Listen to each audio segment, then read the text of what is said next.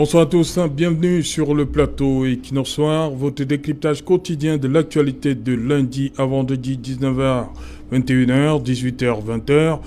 Greenwich Mean Time, c'est la saison des cambriolages, ironisait une haute personnalité dont nous ne dévoilerons pas ici l'identité. À raison, il faut le reconnaître pour qui est au fait de l'actualité nationale ces dernières semaines. En l'espace d'une dizaine de jours, les services du contrôle supérieur de l'État et successivement la Direction générale des impôts et le siège du groupement interpatronal du Cameroun, JICAM, ont été victimes de cambriolage. Dans un cas comme dans l'autre, c'est l'aisance avec laquelle les forfaits sont commis qui intrigue.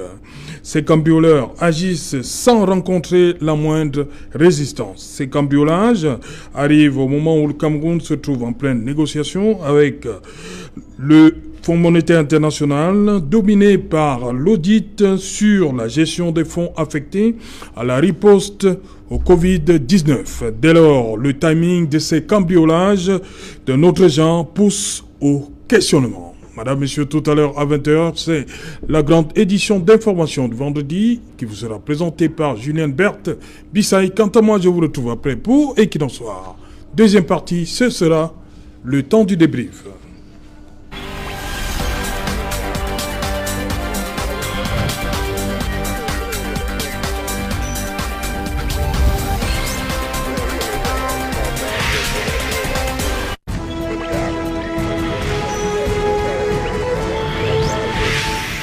Covid-gate et cambriolage dans des bâtiments sensibles. Y a-t-il corrélation? Une corrélation, c'est une interrogation, madame, monsieur. Pour tenter donc de comprendre, nous avons invité des dames sur ce plateau. On va commencer par Dirocel Mbiakou Kwame. Bonsoir, bienvenue. Merci, monsieur. Eh bien, merci de m'inviter sur ce plateau. Bonsoir. Voilà. De l'autre côté, c'est une habituée, Akwen Nadia. You're welcome. Thank you, Mr. Sesh. Bonsoir à mes co-panélistes. Bonsoir à tous les téléspectateurs d'Equinox Soir et d'Equinox Télévision. Je voudrais dire bonsoir à tous les dames parce que nous, les femmes camerounaises, nous avons soulevé une doléance auprès du ministre de Commerce et nous avons aussi écrit à l'Assemblée nationale et à la JICAM pour pouvoir parler de la panière de la ménagère qui est fortement touchée. Donc, nous avons soulevé cette doléance que je pense que tous les Camerounais sont inclus dans cette doléance parce qu'avant d'être journaliste, monsieur Sey, vous êtes d'abord consommateur au Cameroun. Donc, je pense que les aliments de premier nécessaire, les prix sont tellement abusifs. Ce prix qui a été fixé par le gouvernement camerounais, les Camerounais ont de la difficulté de se nourrir et de nourrir les progénitures. Donc, nous avons eu une réponse positive venant du ministre de Commerce et nous avons eu une séance de travail avec lui, avec le délégué du ministre de Commerce du littoral aujourd'hui et nous attendons des réponses positives parce que nous avons aussi écrit à l'Assemblée nationale et je pense que l'Assemblée nationale a un rôle de porter la plaidoyer des Camerounais auprès du gouvernement et ils sont là aussi pour voter les lois. Donc je pense que nous avons eu la correspondance de l'honorable Jean-Michel Nithieu et nous attendons toujours les autres députés de réagir parce que je pense que avant qu'ils soient des députés, ils sont d'abord des consommateurs et des Camerounais qui ont des familles. Donc je voudrais d'abord dire merci à tous ceux dames qui ont répondu positivement à ce cri qui touche presque tous les Camerounais, monsieur Sech. Merci. Vous dites que vous attendez que les autres députés réagissent. Bien sûr, parce qu'ils doivent réagir parce que ils doivent. C'est une obligation parce que les Camerounais les ont mis là-bas. Nous les avons accordé notre vote et je pense que c'est à eux de porter la plaidoyer des Camerounais et je pense que le panier de la ménagère est fortement touché. Nous avons des problèmes à se nourrir et à nourrir nos enfants. Okay. C'est à eux de porter notre plainte au gouvernement de dire peut-être les prix mercuriels fixés aux aliments de premier nécessaire doivent être réduits. Donc c'est de ça qu'il s'agit. Et je pense qu'ils doivent nous répondre. Ok, donc vous répondre. Bonsoir, docteur Simon. Bonsoir, c'est Jalin. Bonsoir aux co-panélistes. Un bonsoir particulier à vos milliers de téléspectateurs. Et très ému pour de voir, pour une fois, je crois que c'est pour une fois, un plateau femme et vivement que de telles initiatives se multiplient et que des femmes, n'est-ce pas, à leur manière, apportent leur pierre à la construction, à l'édifice des différentes thématiques que vous savez si bien choisir. Voilà, merci. Marie-Ange Ngobateki, bonsoir. Bonsoir. Bienvenue, ça fait un bon bout, hein? La dernière fois c'était en janvier, je crois. Oui, la dernière fois c'était en janvier, j'ai été un peu souffrante, mais ça va déjà. Oui. Bonsoir aux panélistes. Plaisir de retrouver Dr Simo. Bonsoir à nos nombreux téléspectateurs. Bonsoir aux AP, surtout ceux qui sont incarcérés dans nos prisons. Un coucou AP, c'est-à-dire à nos amis politiques. Oui. Et surtout un coucou à Charlie, à Mérimée, qui sont à la prison de Newbel, qui nous regardent en ce moment. Et bonsoir aux amis politiques. Ok, voilà, vous m'avez dit... Dirocel, je commence par vous, hein, c'est cambriolage-là, quel commentaire vous faites comme ça d'entrée de jeu? D'entrée de jeu, voilà, il y a trop de dire, hein, il y a trop de fake news qui tournent autour de ce cambriolage. Il y a des gens, l'imagerie populaire, qui pensent que ce cambriolage, n'est-ce pas, masque quelque chose, justifie le fait qu'on va interroger certaines personnes, mais je dis c'est un peu mal fait. Pourquoi? Parce que l'État doit... c'est après les enquêtes que l'on va pouvoir vraiment savoir de quoi il est question, parce que vous voyez, c'est des coups très simultanés. Un temps de mouvement, d'abord à Yaoundé, après à Douala, pas n'importe quel bâtiment, mais sinon quand même ça donne à beaucoup s'interroger, puisque quand on voit le degré de sécurité qui est au niveau de ces bâtiments, ça fait vraiment travailler les ménages. Donc à mon niveau, je pense qu'on ne doit pas s'hasarder à dire du n'importe quoi, parce que c'est deux bâtiments très importants pour les Camerounais. Il faut un peu réfléchir avant de parler, il faut aussi analyser profondément, parce que c'est pas très évident que ce soit le bâtiment de finance comme celui du JICAM. Voilà. Barakwen, pour vous, ces cambriolages en série, là, quel commentaire? Monsieur Sergent Lotou, je ne pense pas que ça ne devait pas être évident parce que nous avons eu le scandale Covid qui a touché beaucoup de ministères ici au Cameroun. Et quand nous voyons comment les cambriolages se sont passés dans une dizaine de journées, nous avons eu 3 cambriolages. Nous avons commencé par Yaoundé et nous sommes retrouvés à Douala. Donc je pense que c'est un cambriolage bien tissé pour pouvoir effacer les traces. Donc je pense que c'est quelque chose... Les traces sont gardées dans ces... Non, monsieur Sergent... Les éléments de preuve sont là-bas? Oui, bien sûr. Au JICAM, partout? Non, le JICAM, c'est un groupement interpatronal parce que ça traite avec les hommes d'affaires. Et selon le Covid-Gate, nous avons eu les prestataires. Et je pense que certains des prestataires sont de la JICAM. Donc je pense que c'est quelque chose bien tissé. Il y a des liens qui nous relient avec le MINFI, avec la JICAM et aussi avec...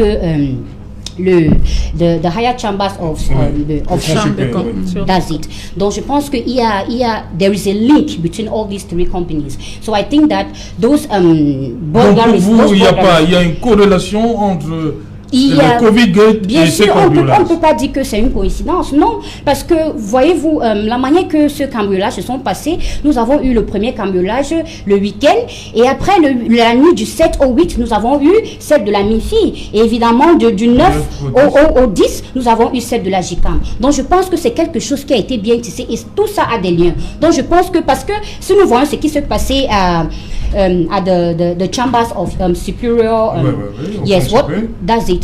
Donc vous pensez que c'est juste quelque chose? Non, parce qu'on a vu que la voiture qui a été touchée, c'est la voiture du ministre des Recherches scientifiques. Donc on a pris les documents qu'on a eu à faire des inspectations dans son service pour le problème de Covid, qu'elle-même elle est impliquée. Regardez les documents dans son on regarde pas, on a pris dans these higher chambers of superior, these higher chambers of superior. So c'est là-bas qu'on a pris cela. On a pris ça dans in this other audit room. C'est là-bas que ça a été pris. Vous ne pouvez pas dire que les autres documents n'ont pas disparu. Seulement celles du ministre de Recherche scientifique qui ont été prises et la voiture a été touchée. Mais nous avons vu que la présidente de là-bas, Madame Acha, elle n'a rien dit. Elle a nié qu'il n'y a pas eu cambriolage là-bas. Mais nous avons eu des personnes qui travaillent là-bas. On dit évidemment que des documents qui ont eu l'inspection du ministre de Recherche scientifique ont disparu. Donc c'est quelque chose bien planifié. C'est quelque chose bien planifié et ça a des liens. Donc c'est ce que moi je pense, M. Serge. Voilà, pour le début. Docteur Simon, pour vous, il y a une corrélation entre ces deux, Covid-Gate et cambriolage successif, c'est trois Non. qu'on a jusqu'ici? Vous n'allez pas me dire que je commence l'émission par sourire. Non, c'est que lorsqu'on parle de cambriolage, très rapidement, je vois un fait social. Moi, je vais prendre ça comme ça. Ouais. Je vois un fait social. Et puis, un élément de déviance, c'est-à-dire ça rentre au grand banditisme. Comment vous qualifiez donc ce qui s'est donc passé si le terme n'est aussi pas... Non, je vais commencer par là. Je dis, je vois un fait social, ça veut dire quelque chose qui peut arriver, qui est perceptible. Et d'ailleurs, à l'entame, la consoeur a été très prudente en se prononçant sur la question. Mais ce que je voudrais souligner, c'est en même temps ne pas, par exemple, aller comme Nadia qui est allée vraiment s'emporter des gants. Et puis, non, il faudrait qu'on soit un peu sérieux et puis qu'on prenne un peu de recul pour pouvoir analyser la situation. Oui, c'est prévisible, a priori. Lorsqu'on vous dit il y a des enquêtes qui sont menées dans un ministère ou alors dans des ministères et que subitement ces ministères sont à proie aux violences, tout de suite, je dis bien a priori, on peut se dire c'est une manière, c'est une stratégie pour masquer, pour camoufler les preuves. Mais dommage, en même temps, avec un peu de réserve et de recul, de prudence, on se dit non. Nous connaissons quand même le contexte sécuritaire au Cameroun qui est un peu précaire. Ça, je le dis sans hésitation. Le contexte sécuritaire n'est pas assez favorable. Donc, du coup, on peut ne pas être surpris de ce genre de comportement. Parce que moi, si vous vous limitez à détruire les preuves en créant des cambriolages. Mais moi, je dirais, on aurait du coup, une fois, organisé des incendies pour qu'aucune trace ne résiste. Donc, je suis un peu prudente sur la corrélation directe, c'est-à-dire établir un lien concret pour pouvoir ressortir les variables dépendantes et indépendantes. Ça, je ne peux pas. Sur le plan scientifique, je ne peux pas. Mais je dis, a priori, on peut bien penser à cela. Mais lorsqu'on pousse le bouchon un peu plus loin, on se rend compte que vous parlez de paperasse. Si la Chambre des comptes a pu faire un rapport, ça veut dire qu'elle détient un ensemble d'informations. Donc, du coup, tout ce qu'on prendra chez X, chez Y, rassurez-vous, ne servira, je veux dire, entre guillemets, pratiquement à rien. Donc, je gagnerai alors... C'était une balade comme ça non, moi, pour l'instant encore, pourquoi on va cambrioler subitement au contrôle supérieur de l'État? Non, c'est un peu comme on cambriole partout. Ne me dites pas que les coups de vol, vous n'entendez pas dans vos maisons. Mais c'est vrai quand même, par contre, ce qui allait attirer mon attention, c'est le niveau de sécurité de ce type d'espace. Moi, c'est ça qui m'intéresse. Oui, mais pour le vol, je me dis, le vol, ça se passe partout. Mais alors maintenant, pour un espace comme celui-là, je dis, ben attendez, il faudrait quand même que les cambrioleurs, utilisent un peu plus de force ou d'énergie pour le faire. Parce qu'un espace, entre guillemets, pas comme la porte d'entrée de monsieur tout le monde. Vous savez comment vous et moi, pour entrer par exemple au ministère des Finances, c'est pas évident, c'est le contrôle, c'est ci, c'est ça, donc ce sont des espaces quand même quadrillés, encadrés, où de telles actions devraient être difficilement posables. Et lorsqu'on dit difficilement posable, ça n'exclut pas la possibilité qu'une telle action se produise. Marie-Ange, pour vous, tout ce qui se passe là, un rapport avec, un lien avec ce qu'on vit par rapport à ce qu'on appelle aujourd'hui Covid-Gate? Si, ça a un lien. Ça a un lien. Ça a un lien, parce qu'il ne fallait pas attendre l'avènement du Covid-Gate pour qu'il y ait des cambriolages. Au contrôle supérieur de l'État? Au contrôle supérieur de l'État, au ministère des Finances, donc toutes les institutions qui sont liées à ces enquêtes. Parce que maintenant, il ne faudra pas qu'on cherche à accuser la sécurité sans savoir ce qui s'est réellement passé. Pourquoi ce vol ou bien ces cambriolages ne se sont pas passés dans d'autres ministères? C'est terminé, vous êtes sûr que c'est terminé là? C'est pas terminé parce que bientôt il y aura... Non, c'est pas terminé. Parce que bientôt, effectivement, il y aura d'autres ministères parce que, entre guillemets, la sécurité du Cameroun n'est pas bonne. Parce que là, maintenant, on ne pourra plus accuser le vol qui est dans les ministères qui sont ciblés par Covid-Gate.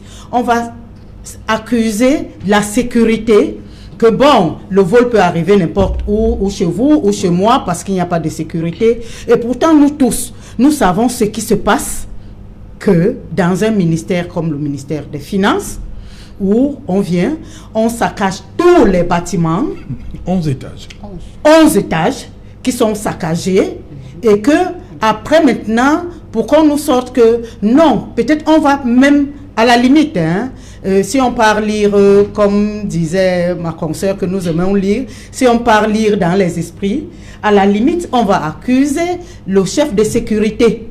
C'est-à-dire, on va même le condamner parce que vraiment, c'était pas bien que la sécurité ne soit pas bien assurée dans un grand ministère comme celui-là, pour nous enfoncer sur l'essentiel. L'essentiel, c'est que nous sommes devant un événement qui est très délicat, où des milliards ont été détournés. Moi, je me rappelle encore la fille d'un ministre qui est mort parce qu'il n'y avait pas d'oxygène.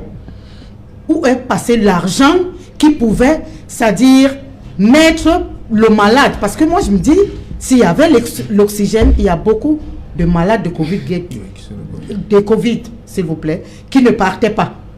Mais on se retrouve devant les gens qui ont volé. Au lieu d'assumer leurs actes, ils vont couvrir ces actes. Et demain, après-demain, on va nous dire, il n'y a pas eu de preuves, comme on les connaît, parce que le droit dit, sans preuve, vous ne pouvez pas accuser.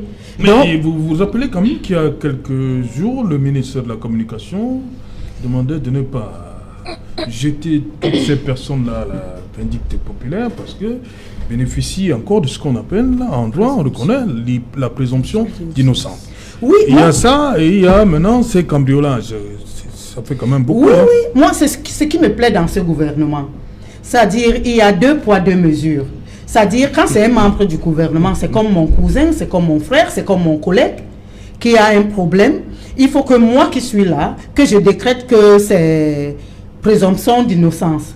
Mais quand c'est d'autres, ils sont accusés du coup, et on va vous dire, non, la loi a dit, cette loi que nous avons maintenant dans ce gouvernement est proportionnelle à tes affinités que tu as avec le gouvernement.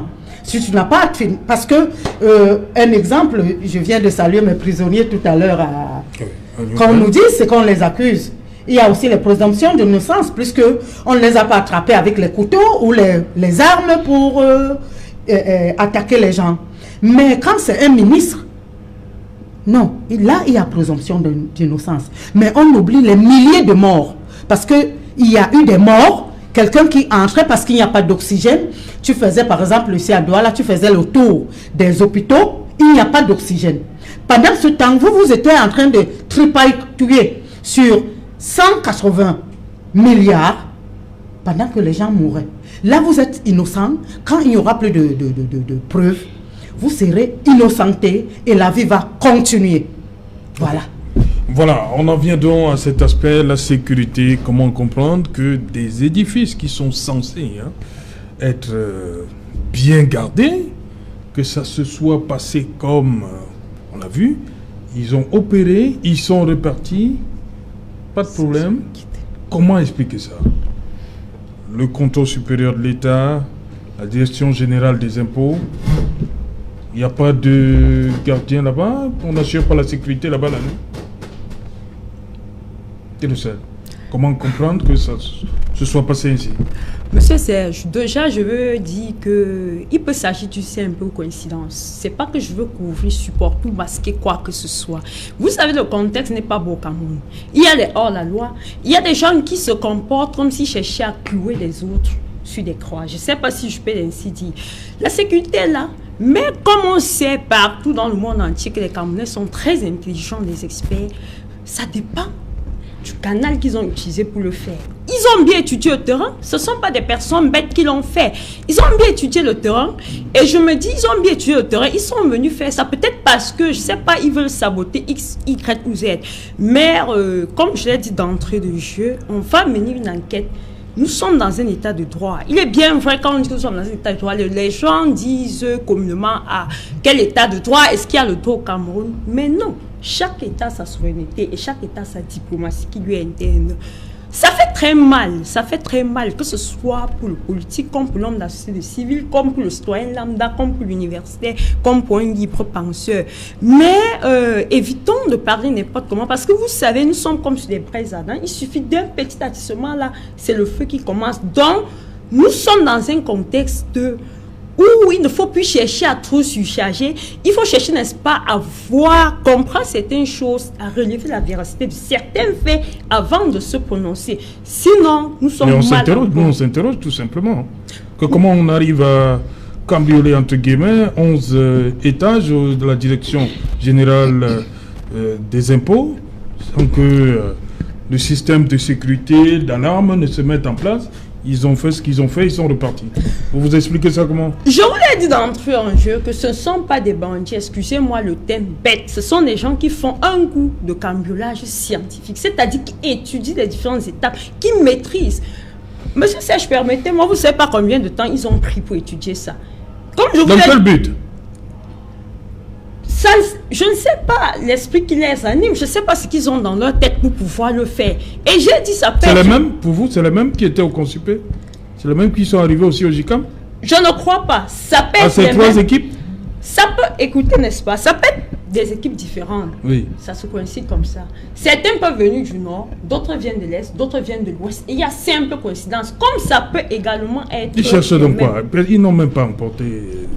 Ils cherchent quoi? Non, mais ils savent ce qu'ils cherchent. Parce que derrière cet acte, chaque acte posé, il y a un intérêt. Oui. Donc, eux seuls savent ce qu'ils cherchent. Nous ne pouvons pas nous Ils ont choisi la période où on parle de Covid, où il y a Covid-Gate. Si, ils ont peut-être choisi. Ils sont partis du nord partout, là. Ils choisissent la période, je dis bien, ils ont un intérêt là, qui peut être moral, qui peut être, je ne sais pas moi, d'immatériel. Bref, ils savent ce qu'ils cherchent, ils savent le pourquoi ils ont posé cet acte. Quand vous êtes assis là, vous savez ce que vous cherchez. En vous tenant derrière un micro, à nous... Je sais ce que je cherche. Si, chaque acte est doté d'un intérêt, permettez-moi de vous dire ça. Ils savent, seuls les acteurs de cet acte peuvent se justifier. Mais maintenant, les experts vont faire leur analyse. Justement. On va, n'est-ce pas, questionner de manière scientifique, pas de façon prompte, pas d'une manière spontanée comme ça. Et on va arriver à un résultat. C'est ce que je pense. Voilà, docteur Simon, dites-moi quand même. Prenons le cas de la Direction Générale des Impôts. 11 étages, ils ont passé en revue des bureaux. Ils ont opéré, ils sont repartis. Il n'y a pas de système de sécurité là-bas. Justement, c'est pourquoi à l'entame, j'ai voulu dire, la question ne se situe pas au niveau du lien qui pourrait exister entre la Covid-Gate et les cambriolages, mais plutôt le système de sécurité mis sur place pour des structures aussi grandes et importantes. Moi, très rapidement, ou alors à l'entame, c'est ça qui me préoccupe. Et justement, s'il s'avère que le système de sécurité est léger, je crois que c'est un point qu'il faut taper sur la table, parce que c'est pas des endroits quand même à la portée de n'importe qui, c'est quand même des institutions qui incarnent tout un pays, dont on devrait asseoir un minimum de sécurité sur ces endroits-là. Mais maintenant, ce que je peux... Qu'est-ce qu'on va chercher à la Direction Générale des Impôts alors qu'il y a le Trésor? Derrière ces actions, c'est qu'il serait difficile pour nous. Et vous avez vu comment elle a essayé comme elle pouvait, mais il serait difficile quand même pour nous de justifier ou de tenter de comprendre ou d'expliquer les motivations des uns et des autres, puisque nous n'y étions pas. Mais ce qui est important quand même, c'est qu'une enquête est ouverte, ça tout le monde le sait, une enquête est ouverte, et j'ose croire qu'à la fin de cette enquête-là, on aura ample information. Mais déjà, qu'on ne se focalise pas, ce serait très réducteur de se focaliser sur la dissimulation des preuves, non, parce que je crois que je dis bien, ce serait très réducteur de l'orchestrer pour une... dissimulation des preuves, c'est vraiment très réducteur et même très minime, parce que déjà à l'entame, le chef d'État était très clair là-dessus lorsqu'il vous faisait allusion aux auteurs, aux co-auteurs et aux complices. Donc on comprend que c'est toute une chaîne Et quelles que soient les conditions ou les éléments qui seront, les obstacles qui seront mis en avant, rassurez-vous, une fois que le chef de l'État tape du poing sur la table, il va arriver à détecter, à démanteler, à ressortir ces différents éléments. C'est pourquoi je demande encore à tous les politiques, à tous les Camerounais, pas d'avoir la main sur le cœur, non, mais de s'armer un tout petit peu de patience pour que les situations arrivent à terme et que vous comprenez que les Camerounais ont soif de vérité dans cette affaire? Non, les Camerounais tellement ont soif, je les comprends. C'est normal. Vous n'avez pas soif de vérité? Extrêmement. Okay. Et si vous vous souvenez, je crois que je faisais partie sur ce plateau même, je disais, je suis un peu très choquée de la réaction de certains hommes politiques parce que il y a des situations qui devraient automatiquement nous assembler, nous associer et nous développer en nous une solidarité extrêmement mécanique. Donc il est de bon temps qu'on vous dise que non, des gens ont distrait de l'argent et destiné à la vie des Camerounais. C'est normal que tout le monde soit tendu. C'est normal que tout le monde soit très choqué, soit très en mouvement. Mais ça n'exclut pas que l'on garde la maîtrise. C'est de ça qu'il est question. Parce que si on reste que dans le caractère tendu, choqué et énervé, on va adopter des comportements qui, à la fin du débat, on aura des réactions contradictoires. D'ailleurs, la Chambre des comptes, une fois le rapport présenté, a donné la porte à la contradiction. Et vous convenez avec moi? Vous croyez en ce rapport? Parce que j'ai reçu beaucoup de vos camarades ici qui n'y croyaient pas. Hein. Je vous dis, et j'insiste encore. Docteur Simon, vous croyez en ce rapport-là? Quel a été le discours du ministre de la Communication? Non, je voulais qu'on soit très clair là-dessus. Non. Qu'a dit le ministre de la Communication? Donc il a fallu d'abord que le ministre de la Communication fasse sa sortie. Il n'a pas fallu. Parce que toute cette action commence par la décision du chef de l'État de voir clair. Oui. Parce qu'il estime qu'il y a une absence de traçabilité dans des actions, dans les mouvements. Alors, du moment où le chef de l'État frappe du poing sur la table, ce premier rapport d'audit, il est sorti le 21 mai sur les réseaux sociaux. Et j'ai reçu ici un nombre de vos camarades qui n'y croyaient pas du tout. Mais vous dites que vous croyez en ce rapport? Je ne voudrais pas qu'on dit qu'il n'était pas signé, un tas de choses. Non, mais c'est pas faux.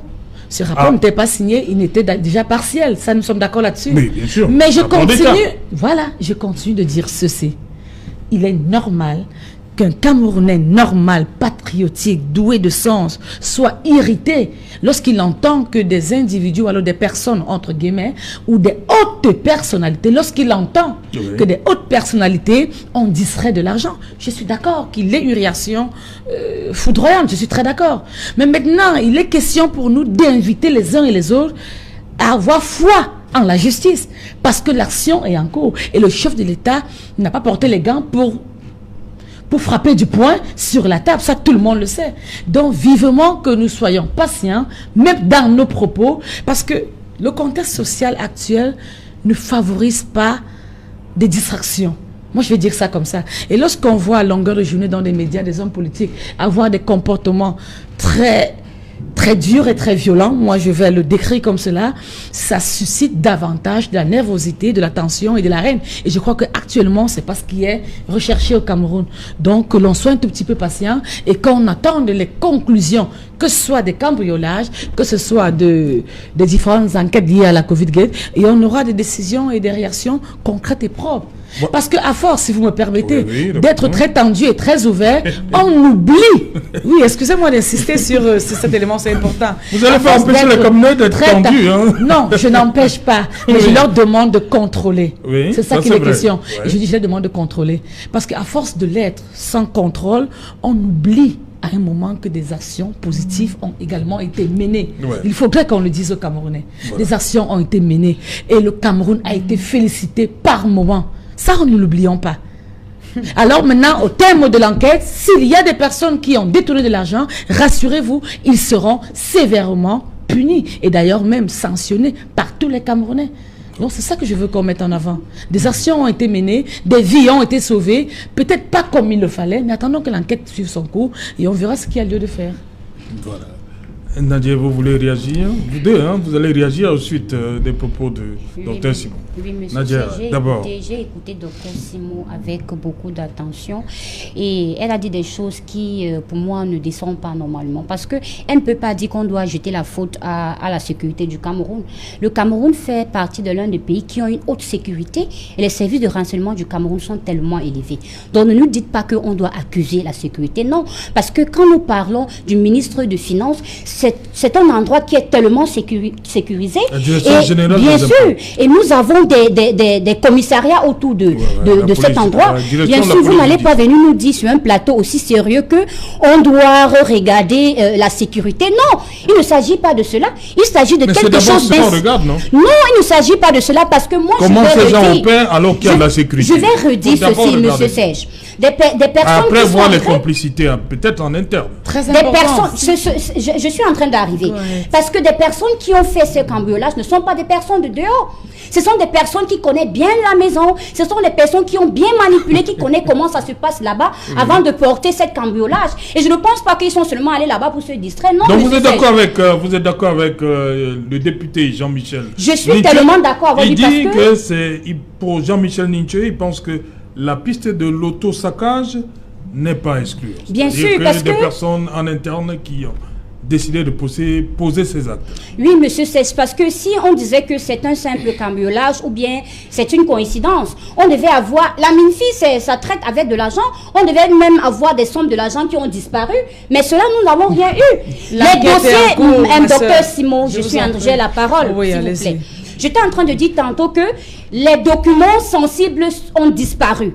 Vous n'allez pas me dire que si c'était un cambriolage mené pas des malfrats, je dis de n'importe quoi, des bandits du quartier, ils ne devaient pas porter simplement des dossiers ou bien des documents sensibles qui touchent des ministères.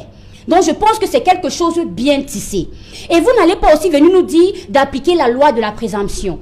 Parce qu'il y a beaucoup de Camerounais, je le dis et je le redis encore, il y a beaucoup de Camerounais qui sont dans les prisons, qui n'ont pas pu bénéficier de cette même présomption d'innocence prêchée par votre ministre de la Communication, Dr Simon. Non, c'est le ministre du Cameroun. Oui, c'est le ministre du Cameroun, c'est le ministre de la Communication. Bien sûr, je le dis, c'est leur ministre. Et puis, il travaille pour le gouvernement, monsieur, je suis désolé de le dire. Le ministre de la République. Donc, oui, je disais tantôt que c'est pas évident de venir sur un plateau de télé et de faire comme si il n'y a pas de lien. Parce que ce cambriolage sont passés dans des moments, vraiment, le temps était vraiment bien tissé. Vous n'allez pas me dire la nuit du 7 au 8, du 8 au 9, it's a mere coincidence. No! There is something hidden behind this thing. Nous avons eu le ministre des Finances qui ont été touchés, le service de contrôle supérieur de l'État qui ont été touchés, et la JICAM. Vous voyez, parce que j'ai suivi Dr Simon nous dit que le président de la République a eu bonne foi pour pouvoir demander les audits des fonds Covid-19. Moi, je le dis non. C'est parce que nous sommes partis revoir l'FMI pour demander un autre crédit. L'FMI nous a dit, cet argent, les 180 milliards que je vous ai donnés, vous avez fait quoi? C'est de cela qu'il s'agit. Vous n'allez pas nous dire que c'est parce que le président Biya aime tellement le Cameroun ou bien c'est parce qu'il a voulu la transparence qu'il a demandé ces audits. Non, il était sous la pression de l'FMI. C'est de ça qu'il s'agit, bien sûr, je le dis. C'est de ça qu'il s'agit, docteur Simon. Non, je vous en prie. Nous avons eu un reprenez les dates, si vous me permettez. Reprenez une chronologie des dates. Vraiment, je peux accepter votre libéralité dans des actions. Mais à un moment, lorsque vous voulez prononcer des choses que vous ne maîtrisez point, arrêtez-vous un instant et ressortez les dates. Vous allez voir de quoi il en retourne. Et lorsque vous parlez du chef de l'État, en disant c'est le président, il a réagi en tant que président du RDPC. Dit non, soyons un peu sérieux. Je n'ai pas dit président du RDPC. Non, attendez, je vais vous en tant que président qui pense qu'il aime le Cameroun. Moi, je dis justement, non, il a réagi en tant que chef de l'État parce qu'il se soucie de la santé. Ce n'est pas la transparence parce que si on n'était pas sous la pression de l'FMI, je vais vous expliquer simplement un élément. Il y a des membres de votre formation politique qui nous a dit sur ce même plateau, il nous a dit l'audit de la Chambre des comptes ne sont que des faits, des constats. J'étais ici avec un membre de votre formation politique et il a dit ne reprenez pas les éléments des membres. Je suis devant vous. Et je vous donne un élément important. Vous n'avez pas dit le contraire de ce. Voilà. Je vous donne un élément important. Je dis, Serge Alain, si vous me permettez, il y a un élément très important. Et je dis selon Jean, oui, qui a la parole, juste une petite pause. Je dis, non, il y a des choses importantes qu'il faut dire aux Camerounais. On a un chef de l'État qui est en même temps le président d'un parti politique. On a une situation, c'est-à-dire une gestion budgétaire et des fonds qui ont été alloués et qui ont été octroyés à certains membres du gouvernement. Là, lorsqu'on parle du gouvernement, on met certains ministères. Merci. Certains ministères. Alors, vous me dites, si le chef de l'État n'était pas soucieux de la santé et de l'avenir de son territoire, qu'est le Cameroun, par ricochet des Camerounais, et s'il voulait agir dans l'action du RDPC, dans votre posture que vous mettez en avant, parce que tout le temps vous dites, le gouvernement c'est le RDPC, le CI c'est le RDPC, pensez-vous qu'il aurait initié un contrôle dans sa propre maison? Non, je crois qu'il y a des choses qui ne tiennent pas la route. C'est lui-même qui initie l'action parce qu'il l'estime ne pas voir clair sur un ensemble de situations. Ouais. Et cette action est clairement identifiée comme l'action d'un chef de famille qui voudrait comprendre beaucoup mieux. C'est ça qu'il est question.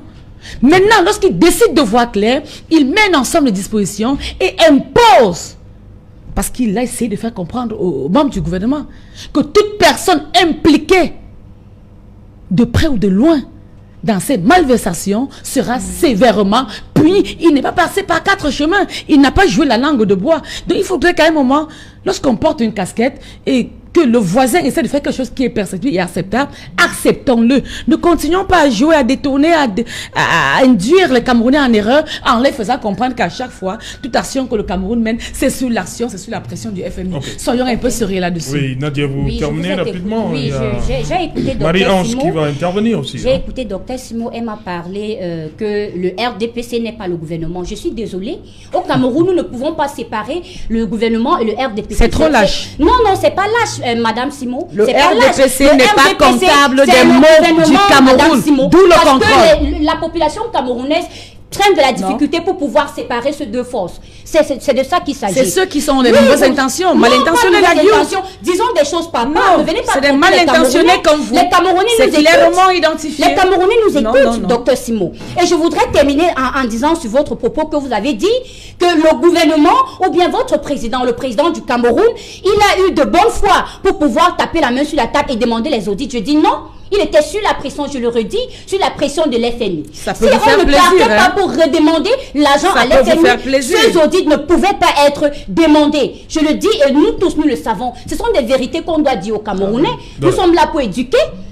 Puisque vous parlez de gouvernement, merci. Le gouvernement n'est pas conçu également uniquement des membres du RDPC, ça vous le savez. Il y a tous les partis politiques dans le gouvernement. Donc du coup, c'est trop léger et réducteur de seulement le RDPC, docteur Simo. Il y a seulement le RDPC. Merci. Marie-Ange, sur cette situation, la sécurité quand même, comment comprendre que ces actes aient pu être posés alors que la sécurité devrait être au maximum dans ces édifices-là? Caméras de surveillance et ainsi de suite. Oui, ici on a l'habitude d'accuser la sécurité du Cameroun sur certains faits. Là, moi, je ne m'hasarderai pas parce que je suis convaincue que la sécurité était comme il fallait, oui. Mais que tout s'est passé à l'intérieur et que vous savez bien que... Quand vous dites à l'intérieur, c'est-à-dire avec le personnel? Le personnel. Autosaccage, comme dit, c'est l'autosaccage. Personne n'est venu de dehors. Personne n'est venu dehors? Imaginez. Un immeuble de 11 niveaux qui est entouré de commissariats, qui a une sécurité à l'entrée. Ou si ça dépasse les agents de sécurité, ils peuvent appeler au secours, mais ils ne l'ont pas fait. Saccager un immeuble de 11 niveaux, ça ne se passe pas en 30 minutes, ouais. Ça ne se passe pas en 1 heure du temps. Ça veut dire, soit si ça s'est passé dans la nuit, ça veut dire qu'on a pris au moins 4 heures du temps, 5 heures du temps pour le faire. Et que tous les commissariats qui étaient tout autour, tous les vigiles qui étaient censés, parce que vous savez, il y a les vigiles à l'entrée, il y a ceux qui sont à l'entrée du bâtiment, il y a non, ça c'est-à-dire que c'est prendre des Camerounais pour des idiots, prendre les Camerounais pour les gens qui ne peuvent pas réfléchir. C'est-à-dire quand nous sommes devant un événement où nous devons vraiment se conscientiser, se dire, bon voilà, ça s'est passé. Peut-être parce qu'au Cameroun, nous avons l'habitude, parce que puisque nous sommes dans un pays où nous sommes impunis, il y a l'impunité, où, bon voilà, je peux voler comme le voisin a volé, je peux faire comme l'autre a fait, je ne serai pas condamné. Et quand nous sortons ce cinéma-là, c'est vraiment dommage. Maintenant, en ce qui concerne l'autre débat de ma sœur, Dr Simon, que j'aime beaucoup, parce qu'elle a une façon très posée de parler et de montrer la paix sur ce que les gens bouillonnent, sur ce que les gens qui ont, par exemple, perdu peut-être leurs membres de famille ou leurs sœurs ou leurs frères, sur ce qui s'est passé, sont, c'est-à-dire très très aux aguets. Qui dit le président aime le Cameroun? Je ne sais pas si j'étais la seule à voir les images qu'on nous montrait, où ça passe encore de nos jours dans les réseaux sociaux, où on nous disait du jamais vu un président qui s'occupe des Camerounais et qui offrait un savon et un seau aux Camerounais, au chef du village. Nous l'avons vu en Mondovision. Vous parlez des dons du ministère de l'administration territoriale qui étaient donnés par le président de la République. C'était écrit. Pendant que, je continue à le dire, il y avait le gros marché, les gens qui mouraient dans les hôpitaux, on donnait les seaux et les 5 morceaux de savon à un chef du village. Tout le monde l'a vu. Un seau pour un village? Oui. C'était à Mondovision. Tout le monde l'a vu. Ça, c'est notre chef de l'État qui nous aime. Il a fallu, comme l'a dit ma consoeur, qu'il y ait ces problèmes pour qu'on sache que maintenant, il y avait un prêt de FMI qui a donné l'argent et les membres du gouvernement se sont partagés avec, aujourd'hui, on n'a pas les preuves, mais avec les députés, tous ceux qui étaient capables d'arriver à temps devant un marché, chacun prenait comme il voulait. Et aujourd'hui, on nous apporte tel centre incendie a été cambriolé. Voilà. Maintenant, le Cameroun dans lequel nous vivons nous dit, pour un président qu'on ne voit jamais, qu'il a tapé la main sur la table. C'était où? Dans sa chambre? Ou bien devant les gens? Le Cameroun est en train de sombrer. Il y a un président qu'on ne voit jamais, mais il tape la main sur la table. C'est la même chose qu'il a tapé, la même chose qu'il a fait pour l'accident des Zeka, pour l'évêque qui est mort à Bafia, pour beaucoup de scènes qui se passent. Pour ce ministère, ce n'est pas la première fois qu'un ministère, la dernière fois ça avait brûlé. Et on n'a jamais eu de résultat. Et le Camerounais lambda le sait. Donc quand vous venez devant les médias, vous dites faut se calmer, faut calmer les esprits. On est d'accord parce que nous tous, nous voulons vraiment l'amour, nous voulons vraiment la paix, la réconciliation. Mais quelle paix peut-il avoir? Tu peux dire à quelqu'un, moi j'ai ma cousine qui est morte parce qu'il n'y avait pas d'oxygène. L'oxygène coûte quoi par rapport à 180 milliards. Qu'est-ce que le gouvernement peut nous montrer de concret dans les hôpitaux? Nous avions l'hôpital général de Douala, l'hôpital de Ngousso. Il y a les juste après la fin un tour à la Quintini et vous verriez. Mais là-bas, il mourra aussi parce que ce n'était pas ici. Oui, mais même parce que ce n'était pas assez. Mais non, aux États-Unis, ils n'ont pas volé. Ici, nous avons eu des détournements. Et si on en parle, parce que pendant que ces gens sont morts, personne ne s'est jamais plaint. Vous serez d'accord avec moi que personne ne s'est jamais plaint qu'il y ait des morts. Il y a les gens qui entraient à l'hôpital et ressortait, tu entres avec tes 2 pieds, on vient te dire que voilà ton membre de la famille qui est entré parce qu'il avait le palu, il est mort de Covid. Personne ne s'est jamais plaint. Mais il a fallu qu'on sache que, mais attends, 180 milliards pouvaient quand même sauver certaines vies. Et c'est ça qui fait mal. C'est ça qui fait. C'est-à-dire que, et quand on se rend compte, parce qu'on connaît le Cameroun, cambriolage dans un ministère, lequel, c'est pas le ministère des Transports, hein, parce que là-bas, il n'y a pas l'argent. C'est pas le ministère de l'Environnement, ou bien, je ne sais pas, des Finances.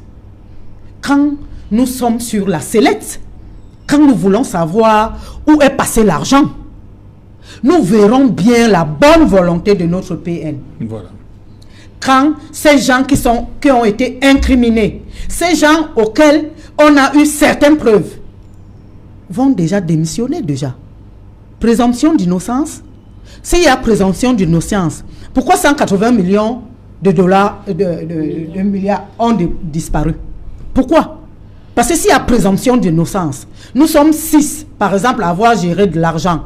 Ça disparaît et on dit présomption d'innocence. Mon Dieu, c'est-à-dire que vous voulez que le Camerounais qui souffre au sous-quartier là, vous entende comment? Hein? Okay. Pendant que les gens revendiquent la paix, l'unité, vous êtes en train de les pousser à bout. Monsieur Serge, je voudrais ajouter quelque chose. Permettez que je lise un passage du communiqué du ministre Motazé. Hein, il parle justement, on s'inquiète de ce qui s'est passé. Les enquêtes d'usage ont été ouvertes par les services de la gendarmerie et de la police sous la supervision de monsieur le procureur de la République et permettront de clarifier les circonstances de ce cambriolage. Le ministre lui-même parle de cambriolage et d'en identifier les auteurs. Donc, est-ce que vous pensez, Nadia, qu'on peut, comme a dit Marie-Ange, quelqu'un peut venir de l'extérieur opérer, comme il dit également le ministre des Finances, plusieurs bureaux saccagés dans la quasi-totalité des 11 étages de la tour principale de l'immeuble abritant la Direction générale des impôts. Est-ce que quelqu'un qui vient de l'extérieur peut faire ça? Quasi-totalité des 11 étages. Monsieur Serge, je voudrais que nous rentrons dans l'histoire. En 2007, il y a eu ce même cambriolage au service du Premier ministre et au service de la sécurité nationale. Jusqu'à présent, les Camerounais n'ont nous n'avons pas d'audit, nous n'avons aucun résultat. Or, il y a des enquêtes qui se sont menées. Jusqu'à présent, les Camerounais n'ont rien eu. Moi, je voudrais aussi dire, avant de répondre à votre question, je voudrais ajouter quelque chose sur ce que ma co-panéliste a dit, parce qu'elle a soulevé un point aussi sensible en disant que le gouvernement ou bien le ministre de la Communication nous a dit d'appliquer la loi de la présomption d'innocence. Moi, je pense que c'est juste une manipulation d'idées, parce que à la fin, si ils veulent que les Camerounais s'endorment, l'esprit des Camerounais s'endorme, pour qu'à la fin, ils vont nous dire qu'on a fait les audits et on a fait comme ça et tous se sont justifiés et que l'argent qu'on a pris, on a utilisé pour tel et rien ne va se passer. C'est juste une manipulation d'idées. Moi, je pense que ça ne marche pas avec les Camerounais parce que nous ne sommes plus naïfs. En 2007, la même chose s'est passée. On a dit, attendez les audits et tout ça. Jusqu'à présent, on n'a rien eu. Mais aujourd'hui, nous avons une communication en nous disant que une enquête a été ouverte là-bas. Il n'y a pas quelqu'un de dehors qui est entré là-bas pour pouvoir faire ce cambriolage. Je le dis, monsieur Serge. C'est quelque chose bien tissé. C'était pour un but précis. On ne peut pas dire qu'un bandit, j'utilise le terme du quartier, sort de sa maison et entre là-bas pour la Direction générale des impôts. Bien sûr. Les dossiers, les documents sensibles ont disparu. Vous n'allez pas nous dire qu'il... Qu'est-ce que le bandit du quartier fait avec les documents? Bien sûr, il fait quoi avec ce document? Avec les documents, ça veut dire qu'il a été envoyé là-bas pour faire quelque chose. Et je pense que tout ce bâtiment est en complot avec ce qui se passait. Et c'est une chaîne. Nous avons vu 3 institutions qui sont impliquées. La JICAM, le ministre des Finances, le service supérieur de contrôle de l'État. Tous ces 3 institutions sont impliquées. Ok. Voilà, on va revenir, hein, c'est promis. Mesdames, excusez-moi. Une autre dame de l'autre côté, Julienne Berthe-Bissaï, parce que dans un instant, le 20h, mais avant elle, la pub.